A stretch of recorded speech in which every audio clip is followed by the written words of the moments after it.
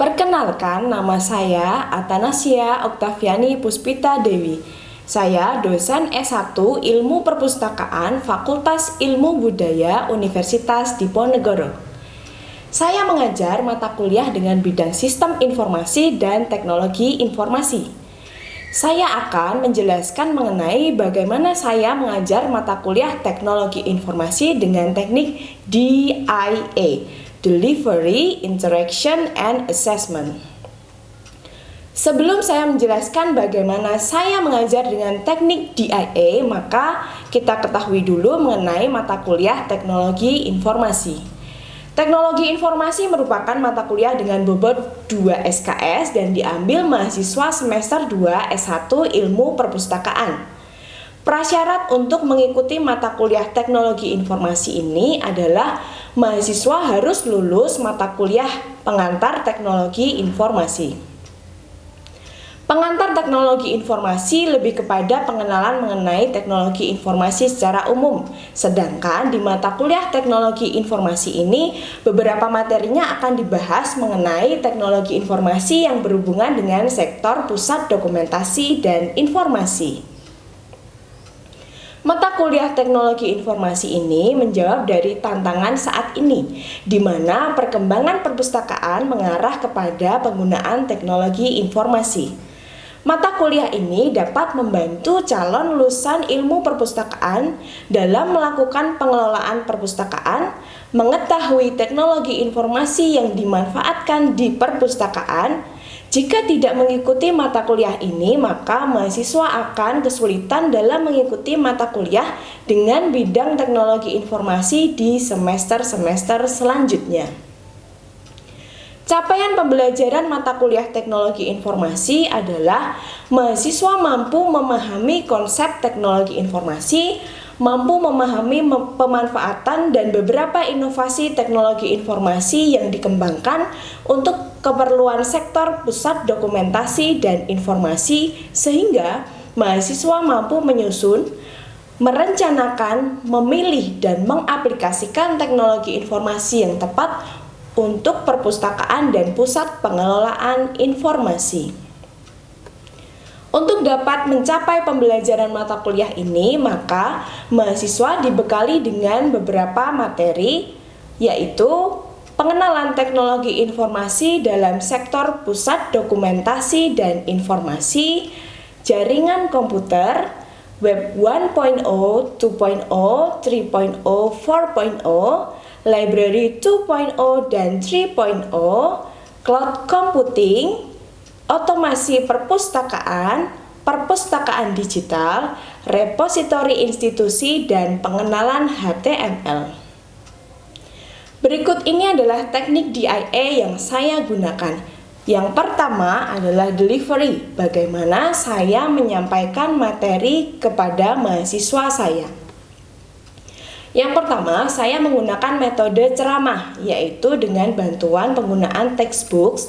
Beberapa textbooks yang saya gunakan adalah berjudul Pengantar Teknologi Informasi dari Al-Khwarizmi, kemudian Teknologi Informasi dan Perpustakaan dari Ardoni, kemudian Sistem Informasi Manajemen dari James O'Brien dan George Marakas, kemudian Cloud Computing, Teori dan Aplikasi dari Muhammad Jamil. Saya juga memberikan kebebasan kepada mahasiswa dalam memilih textbooks yang lainnya yang mendukung perkuliahan mata kuliah teknologi informasi. Yang kedua adalah small group discussion. Dalam beberapa pertemuan, mahasiswa akan dibagi-bagi menjadi beberapa kelompok dan diberikan kasus untuk memecahkan masalah bersama dalam satu kelompok tersebut. Kemudian yang ketiga adalah discovery learning. Pada metode ini, mahasiswa diminta untuk mencari tahu terlebih dahulu mengenai materi yang akan dibahas, lalu pada perkuliahan, hasil dari pencarian yang sudah mereka cari akan dibahas dan didiskusikan bersama. Yang keempat adalah project based learning. Mahasiswa diberikan penugasan berupa pembobotan proyek dengan kasus tertentu yang harus diselesaikan secara berkelompok. Berikutnya adalah interaction. bagaimana saya berinteraksi dengan mahasiswa. Di dalam kelas, saya memberikan kesempatan untuk mengemukakan pendapat dan bertanya. Kemudian, mereka juga berkesempatan untuk sharing mengenai topik bahasan dan apa yang sedang terjadi di dunia nyata. Berikutnya, saya menggunakan kuliah online Universitas Diponegoro atau Kulon Universitas Diponegoro untuk membagikan materi maupun link video terkait topik yang sedang dibahas dalam perkuliahan. Kulon Universitas Diponegoro adalah learning management system yang merupakan media untuk pembelajaran daring Universitas Diponegoro yang terintegrasi dengan single sign-on Universitas Diponegoro. Ketiga, saya menggunakan Microsoft Teams untuk berdiskusi dengan mahasiswa mengenai materi, tugas, dan juga bertukar pendapat. Berikutnya adalah assessment, bagaimana saya menilai mahasiswa. Pada awal kuliah, saya menjelaskan kontrak perkuliahan yang disepakati bersama antara pengajar dan mahasiswa. Hal yang disepakati meliputi cara penilaian dan bobot penilaian. Dengan diberitahu lebih awal kepada mahasiswa mengenai cara saya menilai dan juga bobot penilaian, maka mahasiswa diharapkan bisa membuat strategi-strategi dalam mengikuti perkuliahan dengan lancar dan mendapatkan hasil yang memuaskan. Berikut adalah contoh persentase penilaian yang saya gunakan sesuai dengan peraturan akademik yang berlaku. Tugas 50%, ujian tengah semester 25%, ujian akhir semester 25%. Tugas akan diberikan pada pertemuan kedua, ketujuh, dan pertemuan ke-14. Dalam penugasan tersebut merupakan gabungan dari beberapa materi-materi pada pertemuan-pertemuan sebelumnya. Berikut ini adalah cuplikan perkuliahan saya dalam menyampaikan materi di mata kuliah Teknologi Informasi. Baik, selamat pagi. Apakah suara saya terdengar? Yap. Selamat pagi, Bu. Terdengar. Yep. Hari ini kita akan masuk ke materi berikutnya, yaitu Web 1.0, 2.0, 3.0, dan 4.0. Ya, untuk sebelumnya saya akan menjelaskan materi terlebih dahulu. Dalam sesi saya menjelaskan materi, nanti saya juga akan minta feedback dari kalian atau interaksi dari kalian. Saya izin untuk melakukan share screen terlebih dahulu.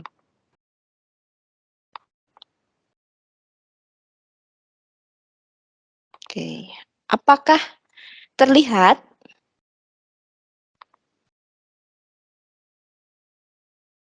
Sudah kelihatan, Bu.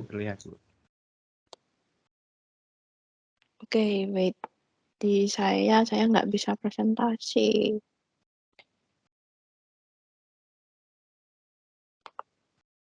Yap.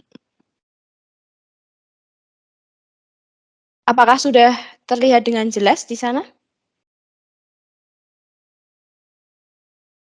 Share screen saya mengenai materi?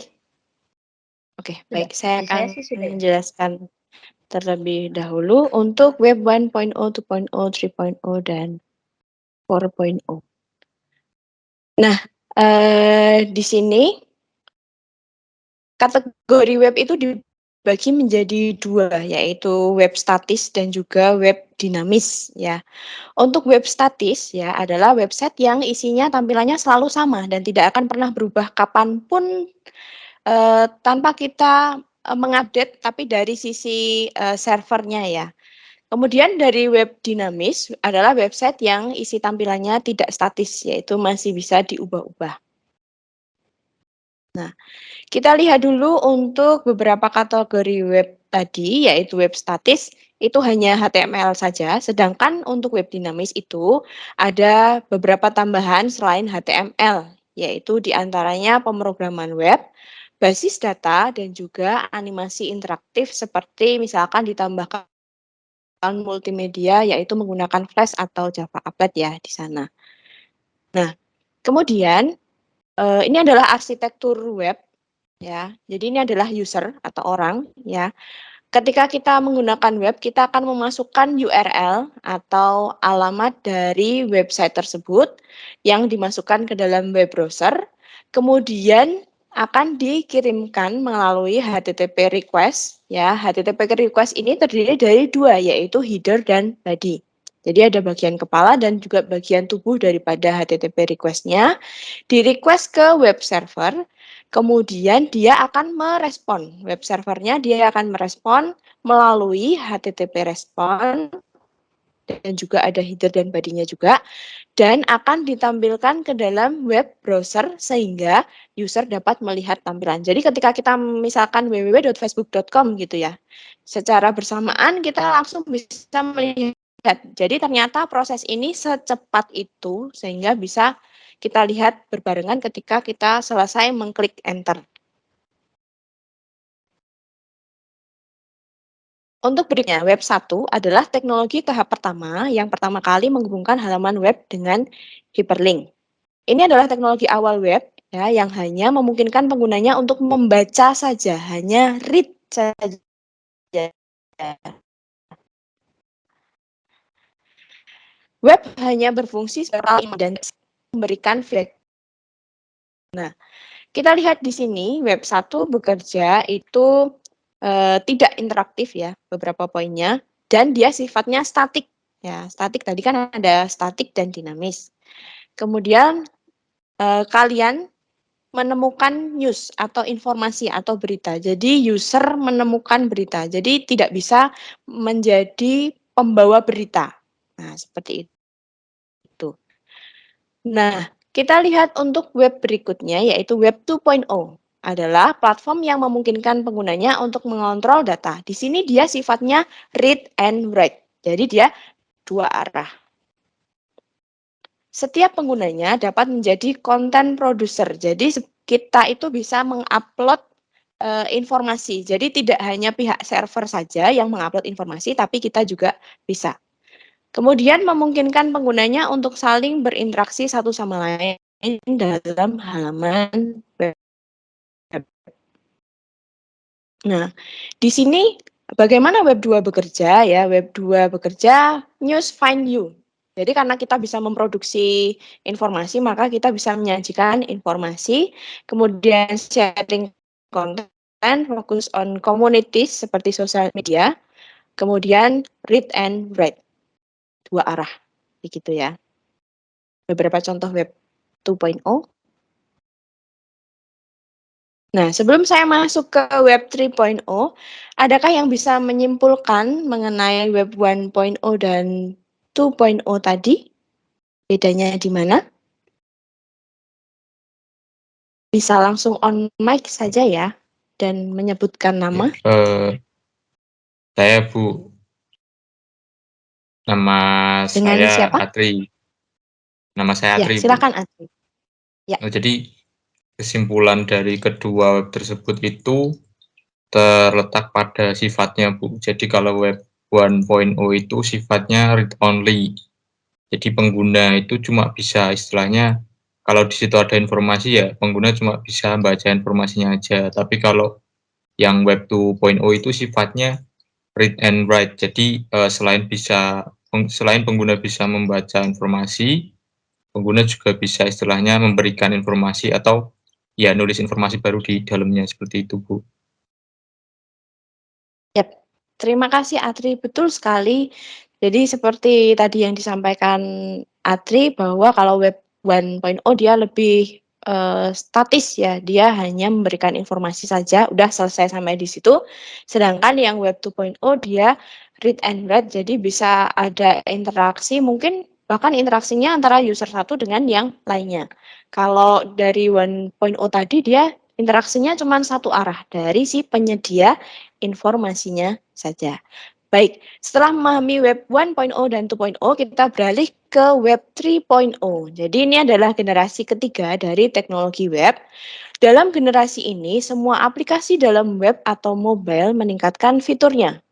Kemudian menggunakan prinsip yang sama dengan 2.0 yaitu interaksi dua arah, tetapi bedanya adalah Web 3.0 will be more connected, open, and intelligent with semantic web technologies, distribute database, natural language processing, machine learning, machine reasoning, dan autonomous agent. Jadi dia lebih kepada machine learning ya. Jadi seperti kita manusia itu kan kita bisa belajar dari pengalaman. Nah, kalau Web 3.0 ini juga sama. Dia bisa menyimpan informasi yang sudah lama, kemudian informasi yang lama itu bisa dijadikan istilahnya kayak pelajaran bagi Web 3.0 untuk nantinya memberikan mungkin rekomendasi di yang berikutnya gitu ya.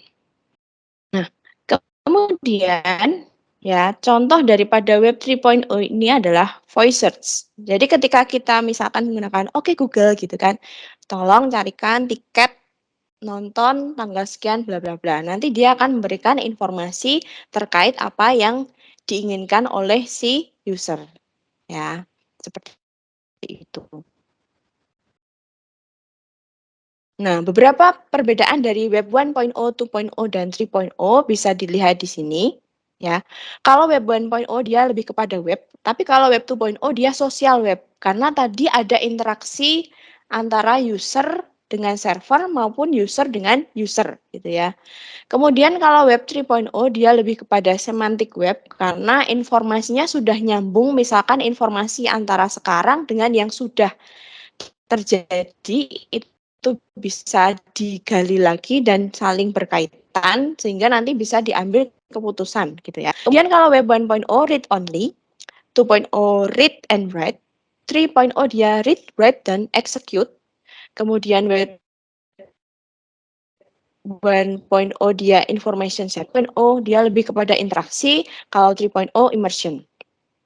Kemudian Web 1.0 dia mengkonekkan informasi, kalau 2.0 mengkonekkan user atau orang. Kalau 3.0 lebih kepada bisa kita lihat dari knowledge yang lampau. Kemudian Web 2.0 tadi dia dinamis ya. Kemudian kalau Web 3.0 karena banyak informasi dan knowledge yang di dalamnya sehingga seperti tidak bisa didefinisikan karena sangat ribet sekali di dalamnya. Nah, beberapa contohnya juga bisa kalian lihat di sini. Nah, kemudian Web 4.0. Adakah yang ingin mencoba menjawab? Saya izin ini dulu stop sharing screen. Web 4.0, adakah? Ajeng masih termute ya mikrofonnya.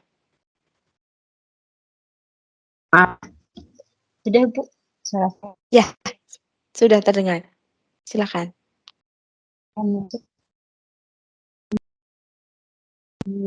Izin menjawab untuk Web 4.0 itu menurut saya itu adalah privat sekretari dalam bentuk organisasi pembuatan, di mana sebuah alat aplikasi merekam segala rutinitas yang kita lakukan. Itu Bu, dan diketahui oleh aplikasi komputer. Seperti itu. Oke. Oke, terima kasih Ajeng untuk pengertian Web 4.0-nya. Untuk berikutnya saya masuk ke contoh dulu. Apakah ada yang bisa mencontohkan Web 4.0?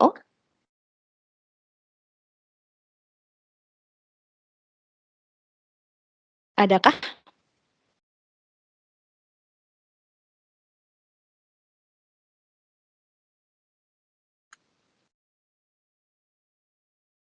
Atau Ajeng bisa memberikan contoh tadi hasil searching-nya setelah pengertian mungkin?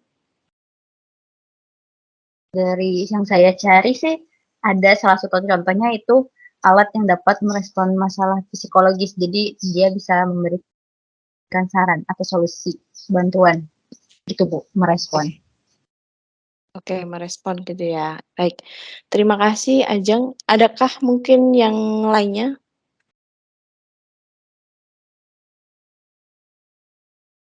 Dinda sepertinya? Atau terputus ya, Dinda ya?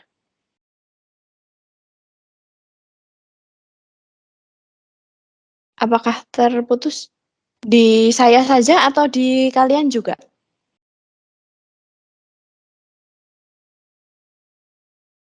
Di kami nggak ada suaranya, Bu. Iya, sama ya. Mungkin jadi tidak masalah. Yap. Jadi kita lihat ya urutannya tadi ya. Web 1.0 semakin apa namanya? Semakin teknologi semakin ke sini semakin apa ya, ribet cakupannya kan. 2.0, 3.0. Nah, apalagi 3.0 tadi sudah tidak bisa didefinisikan apalagi yang web 4.0 gitu kan. Nah, web 4.0 ini dia lebih pastinya lebih terkoneksi lagi dan lebih banyak informasi yang tersimpan di dalamnya. Sehingga beberapa contohnya misalkan dia seperti agen AI ya. Pernah mendengarkan agen AI?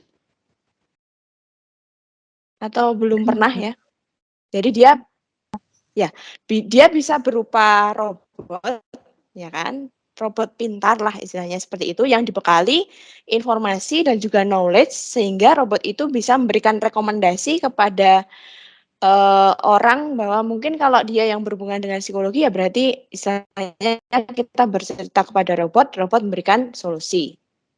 Gitu ya. Akan tapi kalau yang robot yang berhubungan dengan ilmu perpustakaan berarti bisa saja misalkan ada robot yang diset seperti pustakawan ya, yang diset seperti pustakawan sehingga robot itu misal kita mencari apakah buku karangan A ini ada di perpustakaan ini. Nah, dia akan menjawab memberikan rekomendasi, oh ada atau baru dipinjam. Nah, dia yang akan melakukan searching gitu ya. Dinda, tadi nampaknya terkendala. Bisakah memberikan contoh web 4.0? Atau masih terkendala? Iya Bu, maaf Bu, tadi terkendala. Teamsnya langsung keluar. Oke, silahkan Dinda. Contoh dari web 4.0, kalau misalkan kita lihat dari lingkungan kita sekitar saat ini tuh, contohnya kayak iPhone Bu. iPhone itu kan sekarang contohnya virtual reality. Ya, itu ada di salah satu kalau misalnya kita bisa lihat itu salah satunya kayak booking.com atau misalkan pencarian barang yang hilang. Seperti contohnya iPhone. iPhone itu kalau misalkan iPhone kita hilang, lupa taruh di mana, iPhone lain akan bisa membantu mencari keberadaan iPhone yang hilang tersebut, Bu. Karena adanya terhubung iPhone dengan sistem iPhone dengan navigasi atau titik koordinat hilangnya HP tersebut seperti itu, Bu. Oke, terima kasih Dinda atas contohnya. Jadi ini contoh baru lagi ya, yaitu seperti memiliki apa namanya ya? Dia hilang tapi bisa ditemukan oleh perangkat yang lainnya dan saling membantu gitu ya. Intinya dia saling terkoneksi gitu kan. Nah, bisa juga seperti itu atau bisa juga sekarang ada konsep smart home ya yang apa-apa dia bisa seperti ada asisten padahal dia asistennya berupa mungkin barang ya kan yang mungkin bisa menemukan atau mengidentifikasi atau kadang juga ini ya kadang kalau ada yang orang lewat itu kan kalau di rumah itu kan kadang kan ada sistem keamanannya mungkin yang sudah menggunakan smart home sehingga kalau misal terdeteksi ada orang asing yang datang atau istilahnya membobol rumah itu akan muncullah alarm ya kan yang berbunyi dan lain sebagainya. Seperti itu.